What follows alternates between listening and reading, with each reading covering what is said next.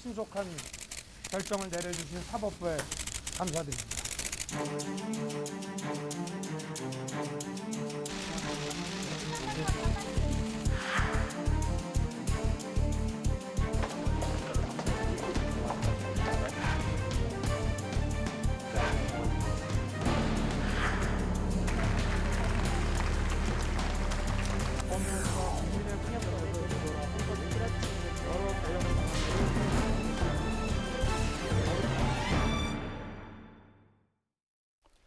네, 이번 순서는 정치, 사회적 이슈를 분석해보는 뉴스앤이슈 코너입니다. 매주 수요일 함께하는 분입니다. 먼저 장성철 소장 만나보겠습니다. 어서 오십시오. 어서 오세요. 네, 안녕하세요. 네, 이 추 장관과 윤 총장의 대첩, 대첩이라는 표현이 적절한지는 모르겠습니다만 어제였죠. 이 법원도 또 법무부 감찰위원회도 윤석열 총장의 손을 들어줬습니다. 네. 먼저 법원의 판단 어떻게 보십니까? 합리적인 판단이라고 생각이 듭니다. 기본적으로 어제 행정법원에서 대략 10페이지 정도 네. 이 판결문을 내세웠는데요. 거기에 주요한 쟁점은 대략 3가지로 우리가 압축해 볼 수 있을 것 같아요. 첫 번째, 추미애 장관의 직무정지 집행 명령은 기본적으로 검찰의 독립성을 없앤 것이다. 몰각시켰다. 이런 표현을 썼어요. 그냥 없애버렸다. 아주 강하게 비판했죠. 두 번째, 검찰총장이 법무부 장관의 지휘권을 맹종해서는 안 된다. 그러면 검찰의 독립성은 완전히 사라져버린다. 이런 식의 얘기를 했고요. 네. 세 번째로는 직무 수행을 못하는 것은 금전 보상이 불가능하고 회복이 어려운 상황이다. 라는 이 3가지 이유를 들었습니다. 한마디로 얘기해서요. 임기 보장해라. 지휘권, 감찰권 최소화해라. 그리고 중립성, 독립성 침해하지 말아라. 이런 의지로 이러한 얘기로 우리가 알 수가 있는데요. 헌법과 검찰청법을 지켜라. 추미애 장관 잘못했다. 이런 식의 판결을 보입니다. 네. 또 매주 함께하는 또 최진봉 예. 교수님 네, 질문 좀 드리겠습니다. 예.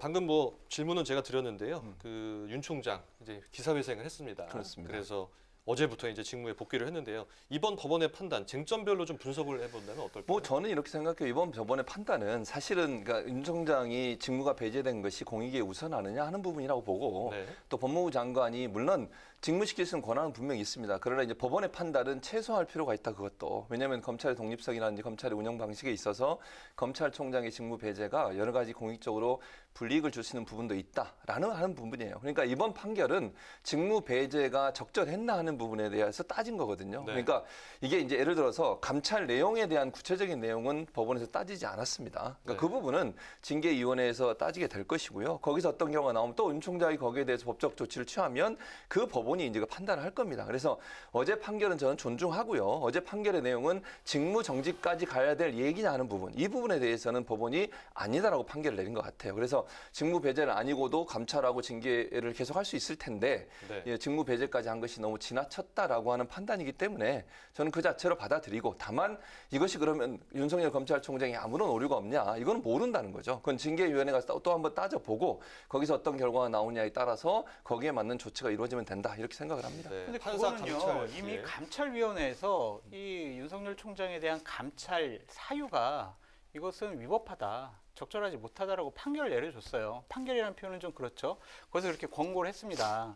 감찰위원회에서는 어쨌든 윤석열 총장의 직무 배제 사유가 기본적으로 이건 직무 배제 사유가 되지 않는다라고 결정을 해줬기 때문에 그 사항을 다시 우리가 금요일에 있을 징계위원회에서 다시 따져본다? 이것은 앞뒤가 맞지 않는 것 같아요. 징계 사유가 되지 않는 걸 갖고 왜 징계를 합니까? 이것은요, 그냥 윤석열을 쫓아내기 위해서 형식적인 요건을 갖추기 위한 하나의 수단이다라고 보여집니다. 장 소장의 개인적인 생각이라는 생각이 들고요. 감찰위원회는 말씀 안 드렸군요. 감찰위원회는 공고사항입니다. 그걸 반드시 받아들여야 되는 사항도 아니고, 네. 또 감찰위원회에서 저는 일부에서 그런 얘기도 있어요. 감찰위원들의 중립성을 우리가 볼 수 있는 이런 얘기도 있으면 저는 그런 얘기까지 하고 싶지 않습니다. 11명 중에 7분이 참석을 했어요. 전체 다 참석한 건 아니고 7분이 참석하셨고 거기서 결론이 내린 건데, 물론 감찰위원회 논의사항도 저는 그 자체로 그냥 인정하고요. 그걸 또 징계위원회에서 참고하겠다고 얘기를 했어요. 근데 감찰위원회 결정이 그럼 모든 게 맞냐? 우리가 그렇게 볼 수는 없다고 저는 봐요. 그러니까 일부분 그걸 참고용으로 사용할 수는 있지만 감찰위원회에서 그렇게 했기 때문에 징계위원회 열지 마라. 왜냐하면 그건 절차상으로 징계위원회는 법적으로 결정력과 효력을 갖고 있는 단체고 감찰위원회는 권고를 하거나 참고사항으로 정보를 듣는 기관이에요. 물론 네. 그 기관이 제가 잘못됐다거나 아니면 뭐 영향력이 약하다 이런 얘기를 하고 싶은 건 아니에요. 다만 감찰위원회 결과가 100% 징계위원회 그대로 수용되거나 아니면 그 내용이 100% 맞다라고 단정적으로 얘기할 수 있는 상황은 아니라는 말씀 드리는 겁니다. 네. 법안 결정이 나오자마자 곧장 업무에 복귀한 윤 총장의 메시를 한번 의미를 짚어볼까 하는데요. 헌법 정신과 법치주의를 지키기 위해서 최선을 다하겠다. 또 국민의 검찰이 되도록 다 함께 노력하자. 이런 입장을 밝혔습니다. 이거 어떻게 분석해 볼 수 있을까요? 원론적인 얘기로 봐야 되는데요. 검찰총장이 하기에는 좀 선을 넘어선 얘기 같아요. 헌법과 법치를 지키겠다? 이것은요, 우리 대통령이 취임 선서할 때 얘기하잖아요. 나는 헌법을 수호하고. 이 헌법을 얘기한다는 것 자체가 윤석열 총장의 마음속에는 이미 나는 정치를 할 거야, 하고 싶어, 하고 있어. 이런 잠재의식 속의 표현을 한 것이 아닌가라는 생각이 들어요. 원론적으로 얘기 잘 하셨죠. 당연히 추미애 장관의 여러 위법하고 부적절한 그러한 여러 가지 규정을 어긋난 그러한 행동을 하는 것들은 법률과 헌법에 위배된다. 그런 표현으로 보여지고요. 우리 헌법 12조를 한번 살펴볼 필요가 있어요. 거기 뭐라고 되어 있냐면 모든 국민은 누구든지 법률과 적법한 절차에 의하지 않고서는 징계 등 처벌을 받지 않는다라고 되어 있어요. 네. 근데 감찰위원회나 행정법원 같은 경우에는 위법하고 규정에 어긋난 그러한 징계 절차를 했다라고 판결을 한 것이거든요. 그렇기 때문에 결국에는 추미애 장관 잘못했어. 라는 표현을 에둘러 한 것으로 보여집니다. 네, 최 교수님. 저는 이렇게 생각해요. 내가 장성철 소장을 제가 개인적으로 좋아하는 이유 중에 하나가 네. 가끔 올바른 얘기를 합니다. 그래서 지금 말씀하신 앞부분의 말씀에 전적으로 동의합니다. 앞부분의 네. 말씀에. 앞부분에. 정치를 네. 하고 정치. 있다. 이 말은 전적으로 동의해요. 그러니까 윤석열 총장이 정치를 하고 있다는 부분은 명확히 보이는 것 같아요. 그러니까 어제도 사실 윤 총장이 평소에는요, 정문으로 이렇게 출근하거나 이런 경우가 그렇게 많지 않습니다. 거의 없었어요. 근데 어제 일부러 그렇게 왔고 언론에 많은 사람들이 와 있으니까 다 기대하고 와 있는 거잖아요. 또 메시지도 어느 정도 준비돼 있었다고 저는 보거든요. 네. 그런 메시지는 결국 정치에 대한 뜻이 있다는 걸 간접적으로 표현하는 방식이라고 저는 생각하고요. 네. 두 가지 의미가 있었다고 봐요. 첫째는 현재 본인이 이런 징계를 당하고 있는 게 핍박이다. 이런 이미지를 얘기하고 싶어 하는 거예요. 본인은 헌법을 수호하고 국민을 위해서 열심히 일하고 있는데 본인은 부당하게 억압을 받고 있는 그런 사람이라는 이미지를 첫째 보여주고 싶었던 것 같고, 두 번째는 검찰 내부 조직의 조직원들에 대해서 메시지를 던진 거라고 보거든요. 흔들리지 말고 총장의 뜻에 따라서 일괄적으로 가자라고 하는 메시지도 저는 있다고 봐요. 본인은 원칙을 지키고 법치를 중요하게 생각하는 사람이니까 절대 흔들림이 없을 거다. 그러니 조직이 흔들리지 않고 따라와라 라는 메시지까지는 두 가지가 있었다고 보고요.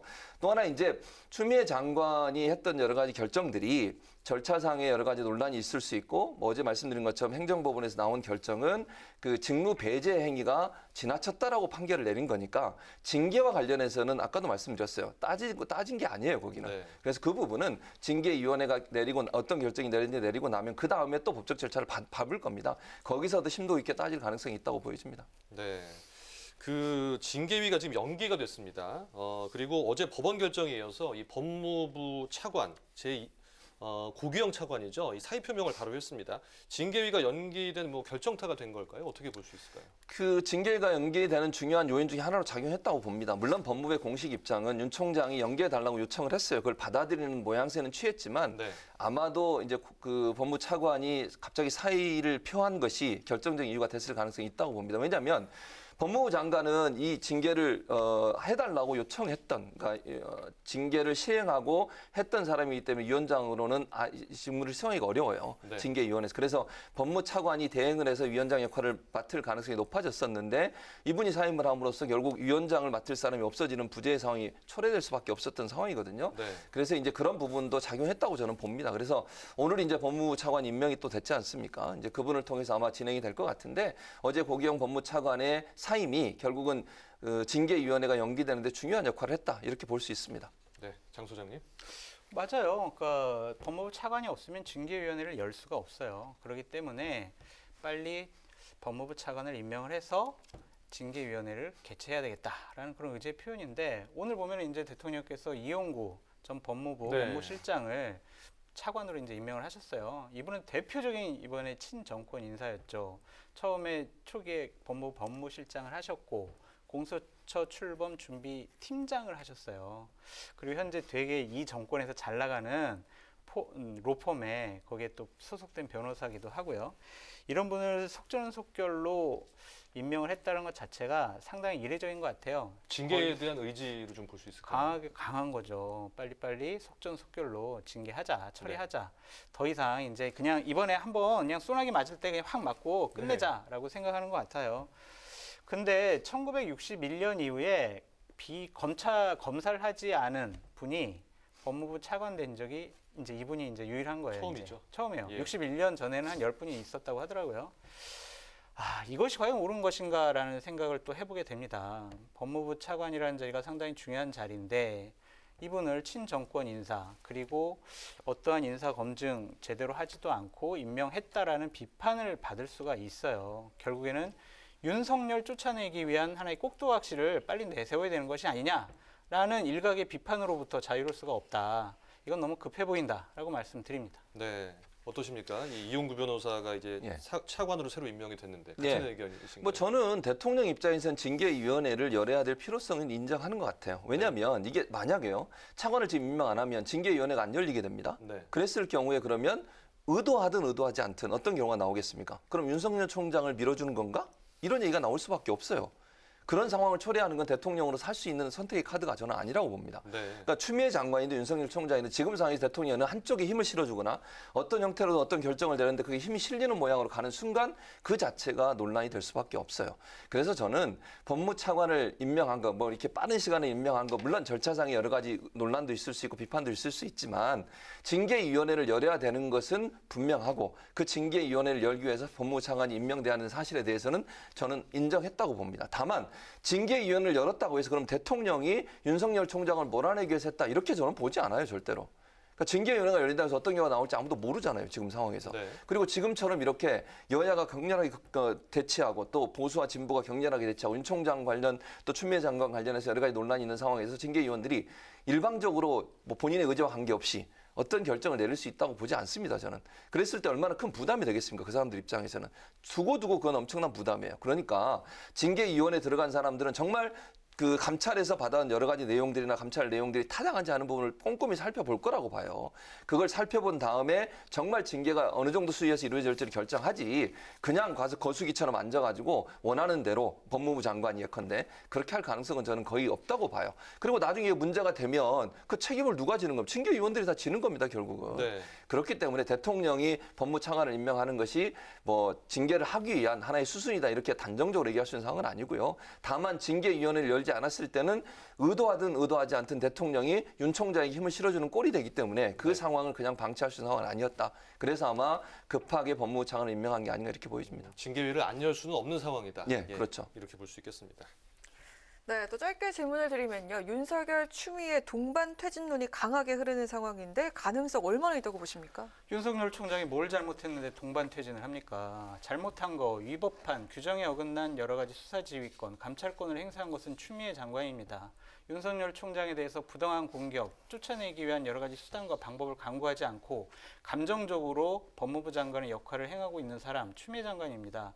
거기에서 윤석열 총장이 어떠한 법률적인 위반을 했는지 본인이 직무배제하면서 6가지의 그러한 혐의 때문에 직무배제했다라고 하지만 행정법원이나 감찰위원회에서는 그것은 징계 사유가 되지 않는다라고 얘기를 했어요. 그런 부분에 대해서 책임져야 할 것은 법무부 장관인 추미애 장관이다. 그만둘 거면 추미애 장관이 그만둬야 된다.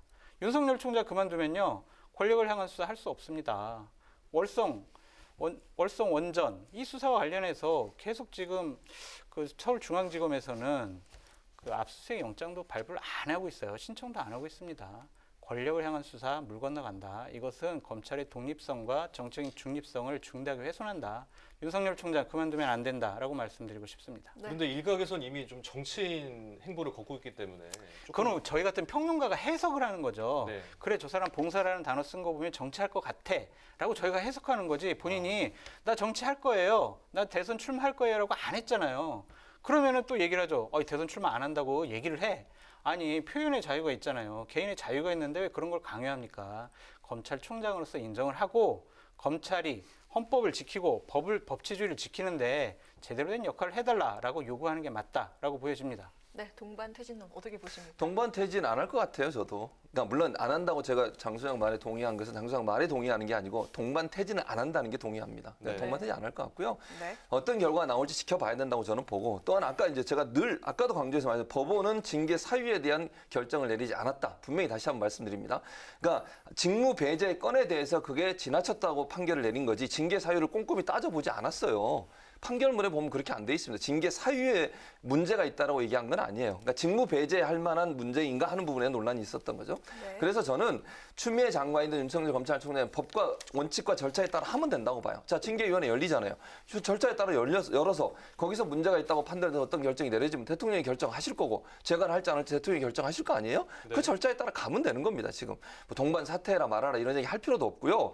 지금 현재 누가 잘했다 누가 잘못했다 그 따져서 있을 수 있는 문제도 아니라고 봐요. 일단 여러 가지 감찰을 해서 나왔던 내용들이 사실인지 아닌지를 징계위원회에서 따져보고 거기서 어떤 결과가 나와서 결정을 내리고 그 결정이 불복하면 또 법적 소송을 하고 이런 절차를 따라 가면 되는 겁니다. 정치적으로 논란이 될 수 있지만 그 자체가 지금 현재 동반 사퇴를 하라 말아라 이런 얘기까지 나올 사항은 아니라고 봅니다. 그렇다면 그 어제 추 장관과 문 대통령이 면담을 하지 않았습니까? 예. 어떤 내용이 좀 오갔을까요? 저는 그 추 장관이 지금까지 감찰 내용이나 아니면 조사 내용 이런 부분을 보고했을 가능성이 높다고 봐요. 네. 워낙 논란이 되고 있으니 네. 물론 뭐 징계 사유에 대해서는 대통령께 보고를 했죠. 지난번에 그 직무 배제하기 전에 잠깐 보고를 했지만 좀 더 구체적으로 자세히 얘기를 하고 보고를 했지 않았을까 하는 생각이 듭니다.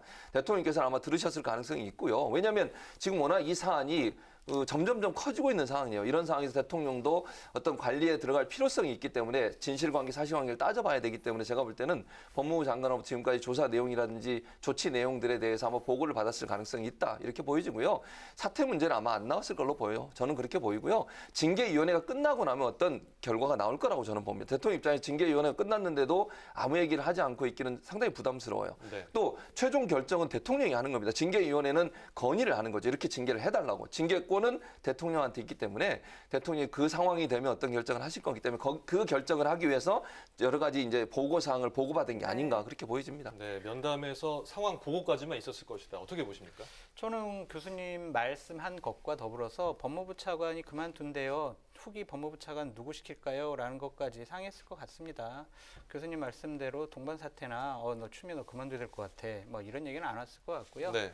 앞으로 이러이러한 절차를 갖고 징계위원회, 징계 절차에 들어갑니다. 대통령님은 제청 받으면 허락해 주세요. 그런 것까지 얘기하지 않았을까 싶습니다. 네, 여당이 어제 된 말을 아꼈는데요. 결연한 의지로 검찰 개혁을 계속하겠다 이렇게 이야기를 했습니다. 강경파 의원들은 여전히 윤 총장 사퇴를 압박하고 있는데 이 부분은 어떻게 보십니까? 일단 여당 입장에서는 프레임 전환이 필요한 상황이에요. 이게 무슨 말씀을 드리고 싶은 거냐면 윤석열, 추미애 두 사람의 대결 양상이 너무 부각이 되다 보니까 마치 두 사람의 감정 싸움처럼 비춰지고 있어요. 네. 이게 이제 부정적인 영향을 미치죠, 여당한테는.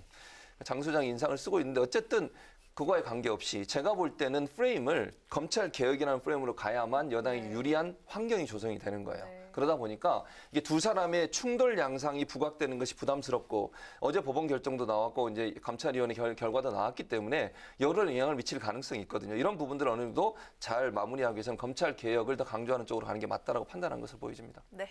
검찰 개혁을 외쳤지만 결국에는 검찰 장악하겠다. 시급한 현안은 권력을 향한 수사하지 못하도록 해야지 우리가 다음번 정권 재창출을 할 수 있다라는 의지의 표현 같습니다. 날씨도 춥고요. 코로나가 확산되고 있습니다. 내일 수능입니다. 그러면은 국민들께 정말 위로의 메시지를 전해야지 윤석열을 쫓아내자. 이런 얘기를 집권여당 최고위원회에서 하는 게 집권여당답습니까? 적절하지 않은 말이었다고 생각합니다. 네. 이 끝으로 야당은 이 전방위 대여 압박에 나섰습니다. 그러면서 사태가 이 지경까지 오도록 손 놓고 있었던 문 대통령과 정 총리가 좀 제대로 사과를 해야 된다 이렇게 주장을 하고 있는데요. 이 부분은 어떻게 보십니까? 타당한 주장이 아니라고 봅니다. 그럼 문 대통령이 뭘 사과를 하는지 잘 모르겠습니다. 인사권자니까 사과라고 하는 건데 예를 들면 두 검찰총장이든 법무부 장관이든 자기들이 업무를 수행하는 과정에 각각의 업무 영역에서 본인들이 볼 때 잘못했다고 해서 잘못된 부분이 있어 바로잡기 위해서 이런 행동을 하는 검찰총장도 마찬가지 아닙니까? 네. 현 정권에 가까운 사람들을 수사하잖아요. 그걸 뭐라고 하는 거 아니잖아요. 수사 필요하면 해야죠. 문제가 있다면 그 문제 처벌해야죠. 당연히 저는 해야 된다고 봅니다. 누가 됐든. 법무부 장관이 법무부 장관의 업무를 수행하면서 감찰을 필요하고 감찰이 필요해서 감찰을 해서 어떤 경우가 나왔다. 거기서 일을 하는 데 있어서 대통령이 이래라 말아라 개입하는 것 자체가 저는 문제라고 봐요. 그러니까 지금 상황은 아까도 말씀드린 법과 절차에 따라서 진행되는 것이고 네. 그 절차에 의해서 진행되는 결과에 대해서 대통령이 최종 결정을 할 수 있지만 두 사람이 어떤 행동을 하는 것을 일일이 개입을 해서 이래라 저래라 얘기하는 것 자체가 독립성을 훼손하는 행위라고 봐요. 그러니까 지금 야당이 주장하는 것처럼 대통령이 나서서 누구 한 사람을 사퇴시키라 이런 것도 타당하지 않다고 저는 봅니다. 기본적으로. 그래서 절차와 법에 의해서 진행되는 모든 결과가 끝나고 나면 그 결과에 대해서 대통령이 최종 결정을 하고 판단을 하는 겁니다. 그래서 그런 상황이기 때문에 지금은 대통령이 나설 때가 아니고 징계위원회 결과가 끝나고 나면 네. 그 다음에 대통령이 최종 결정을 하실 걸로 보여집니다. 네, 장 소장님. 아니 제가 가장인데 우리 집 첫째랑 둘째가 1년 내내 싸워요. 그래가지고 결국에는 너 집에 나가 이런 손가락질 하고 있습니다. 가장으로서 책임져야 되고 와이프한테 사과해야 되는 거 아닙니까? 자기가 가정을 이뤘으면 최고 어른이면요 그 부분에 대해서 책임을 져야죠. 대통령께서 두 분 다 임명하셨잖아요. 이런 싸움을 보기 좋습니까 이게? 당연히 미리미리 해결하셨어야 되는데 해결하지 않고 혼란을 가중시킨 것 대통령의 사과 당연히 해야 된다고 생각이 드는데 네. 사과 요구한다고 사과하시겠습니까? 이거는 정치적인 공세에 불과합니다. 네. 막판에 잘 말씀하셨는데 정치적 공세에 불과하고요. 아니 대통령이 예를 들어서 어떤 사람이 업무를 추진하는데 거기에 대해서 누구 한 사람을 편을 들어주거나 누구 한 사람이 문제가 있다고 지적을 하시게 되면 그 자체가 중립성을 훼손할 수 있는 중요한 요소가 돼요. 그리고 대통령이 자꾸 부처에서 일하는 일에 개입해 보세요. 야당은 또 뭐라고 공격을 하겠습니까? 대통령이 왜 자율권을 안 주고 이리저리 개입을 하냐 이렇게 또 주장을 할 겁니다. 그러니까 지금은 그 상황이 뭐 윤 청장과 추 장관의 대결 양상이니까 그런 말씀을 하시지만 야당도 저는 그렇게 하는 것 자체가 문제라고 봐요. 그래서 어떤 결과가 나오든 그 결과에 대해 최종 결정은 대통령이 하시는 거지만 그 상황이 진행되는 과정에 대통령이 개입하는 것 자체는 그 자체가 다 논란을 불러일으킬 수 있다는 겁니다. 그러면 대통령께서는 주식이 얼마 전에 최고치를 기록하니까 아, 우리 동학혁명 때문에 주식이 많이 올랐습니다. 왜 그러면 기획재정부 일에 왜 관여를 하십니까? 부동산 문제는 왜 부동산 우리 자신 있어 안정화될 거 왜 개입을 하십니까? 선택적으로 개입하시는 거 아니에요. 이러면 안 되고요. 저는 큰 어른으로서 통치권을 행사해야 한다라고 말씀드려요. 그건 개입이 아니고 평가를 하신 거예요. 지금 이 상황이 잘 됐다 못 됐다에 대해서. 네, 알겠습니다. 그 부분에 좀 불이 붙었는데요. 네. 여기서 좀 끝내야 마무리를 되죠. 네. 하도록 하겠습니다. 지금까지 최진봉 성공회대 교수, 장성철 공감과 논쟁 정책센터 소장 함께했습니다. 오늘 말씀 감사합니다. 고맙습니다.